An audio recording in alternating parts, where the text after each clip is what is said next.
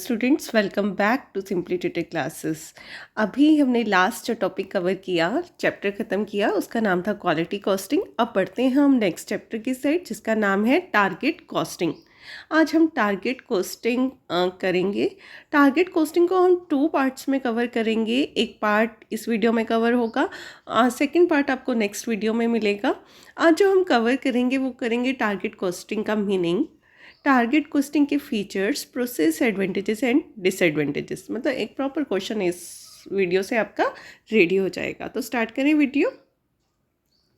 अपना हमारा टॉपिक का क्या नाम है? Target costing. अब टारगेट कॉस्टिंग होता क्या है?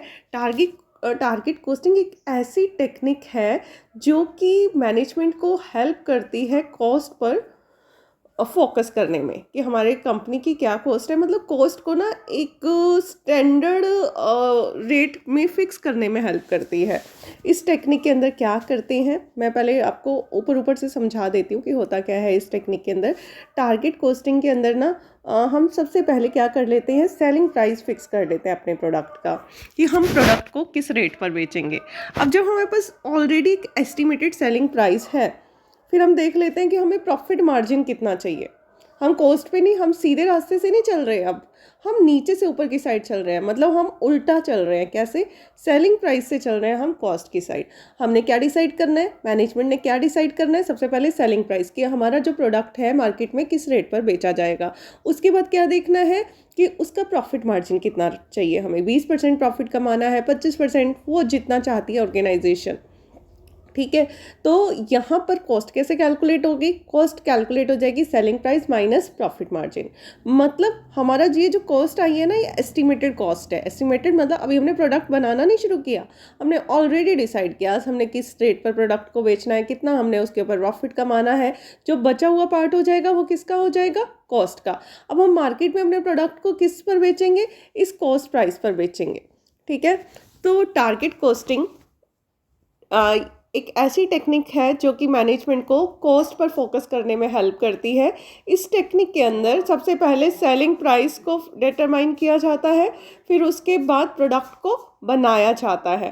प्रोडक्ट बनाने के बाद प्रॉपर मार्केट एनालिसिस करते हुए, जैसे कि कंपटीशन लेवल देखते हुए, कस्टमर का टेस्ट एंड प्रेफरेंसेस देखते हुए, वैल्यू चेन सिस्टम देखते हुए, क्या डिसाइड करती है कंपनी कि उसका मार्जिन कितना रखना है। टारगेट मार्जिन मतलब जो प्रॉफिट मार्जिन है कितना रखना है।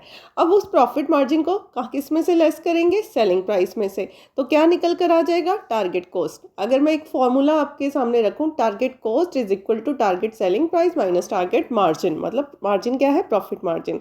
तो ऑर्गेनाइजेशन के पास एक टारगेट कॉस्ट आ जाएगी जिसे कंपनी को कुछ भी करके अचीव करना है। मतलब कंपनी के जब एक्चुअल में प्रोडक्ट मैन्युफैक्चर करेगी तो जो कॉस्ट है, एक्चुअल कॉस्ट, वो इस टारगेट कॉस्ट से ज़्यादा नहीं आनी चाहिए। अब टारगेट कॉस्ट को अचीव करने के लिए बहुत से टूल्स और टेक्निक्स यूज़ किए जाते हैं कंपनी के द्वारा। और वो कौन से टूल्स और टेक्निक्स होते हैं? एक होता है वैल्यू एनालिसिस, दूसरा होता है TQM टोटल क्वालिटी मैनेजमेंट, एक होता है JIT जस्ट इन टाइम, एक होता है ABC एक्टिविटी बेस्ड कॉस्टिंग। ये सारी टेक्निक्स हेल्प करती हैं एक ऑर्गेनाइजेशन को अपनी टारगेट कॉस्ट अचीव करने के लिए। अब एक ऑर्गेनाइजेशन है, वो इन टेक्निक को बहुत अच्छे से यूज़ करती है, समझती है। ठीक है, उसके बाद ये देखते हैं कि कंपनी को कौन से फीचर्स, कौन सी क्वालिटी, किस तरीके की क्वालिटी मेंटेन करनी है, और उसके बेस पर क्या किया जाता है? टारगेट कॉस्ट को मेंटेन किया जाता है। अब टारगेट कॉस्टिंग को हम बताते हैं कि ये टारगेट कॉस्टिंग ना हमारी ट्रेडिशनल पुरानी चली आई टेक्निक से अलग है। कैसे?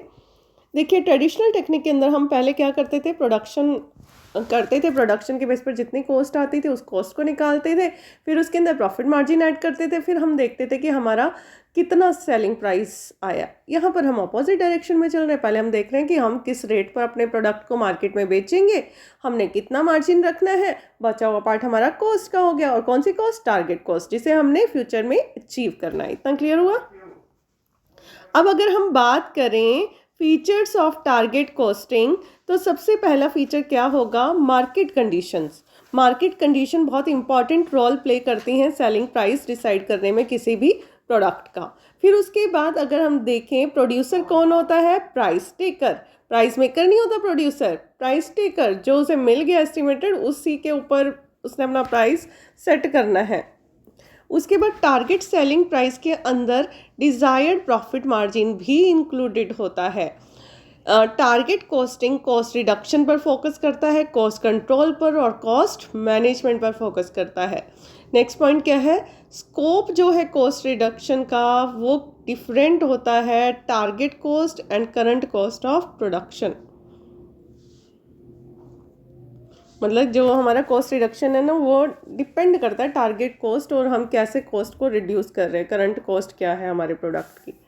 अब ऑब्जेक्टिव्स पर आ जाइए कि ऑब्जेक्टिव्स क्या होंगे टारगेट कॉस्टिंग के। तो सबसे पहले वही चीज़ कि किस लिए हम लग रहे थे, अपनी कॉस्ट को रिड्यूस करने के लिए, कि जो पहले से चली आ रही है वो कॉस्ट हम रिड्यूस कर सकें और टारगेट कॉस्ट को अचीव कर सकें।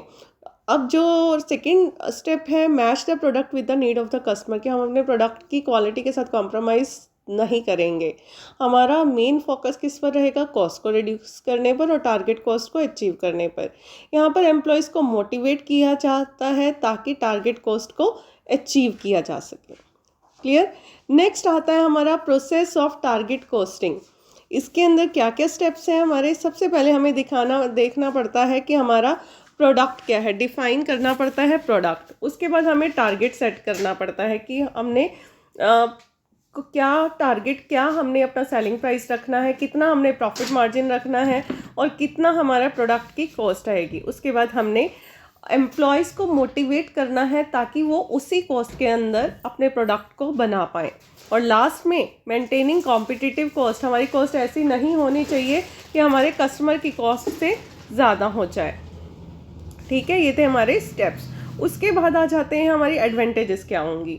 वही एडवांटेजेस हैं जो हमने अभी फीचर्स में पढ़ी, जिसके अंदर सबसे पहला हमारा जो एडवांटेज है वो क्या करता है, ऑर्गेनाइजेशन के ऑब्जेक्टिव को अचीव करने में हेल्प करता है। और साथ में आप इसे 2 पॉइंट्स में भी डिवाइड कर सकते हैं। कस्टमर सेटिस्फेक्शन को इंक्रीज करने में हेल्प करता है। एक तो ऑर्गेनाइजेशन के ऑब्जेक्टिव को अचीव कर रहा है और दूसरा कस्टमर सेटिस्फेक्शन को इंक्रीज कर रहा है। उसके बाद जो प्रोडक्ट डिज़ाइन किए जाते हैं वो कैसे होते हैं, इनोवेटिव। मतलब ऐसा नहीं है कि और जैसे पुराने डिज़ाइन के प्रोडक्ट्स ही बनाए जा रहे हैं, कस्टमर की नीड को सेटिस्फाई कर रहे हैं और इनोवेशन लेकर आ रहे हैं कि टाइम टू टाइम जो चेंजेस की ज़रूरत पड़ रही है प्रोडक्ट्स के अंदर, टेक्नोलॉजी अपडेट हो रही है, उस अपडेटेड टेक्नोलॉजी को मेंटेन किया जाता है। उसके बाद कॉस्ट रिडक्शन पर काम किया जाता है और कॉस्ट कंट्रोल, मतलब कॉस्ट को कम करने पर और कॉस्ट बढ़े ना उसको कंट्रोल करने में हेल्प करते हैं। उसके बाद आता है next point, team spirit develop करने में हेल्प करता है। यहाँ पर क्योंकि टारगेट कॉस्ट ऑलरेडी डिसाइड हो चुकी होती है, एम्प्लॉयज़ को मोटिवेट किया जाता है ताकि वो अपनी टारगेट कॉस्ट को अचीव कर पाएँ। क्वालिटी जो प्रोडक्ट की है वो टाइम के साथ साथ इम्प्रूव होती जाती है, quality of product improve gradually. उसके बाद क्या है, हेल्प करता है मार्केट अपॉर्चुनिटीज़ को आइडेंटिफाई करने में और उन मार्केट अपॉर्चुनिटी को बेस्ट तरीके से कैसे यूज़ किया जा सकता है उसमें हेल्प करता है।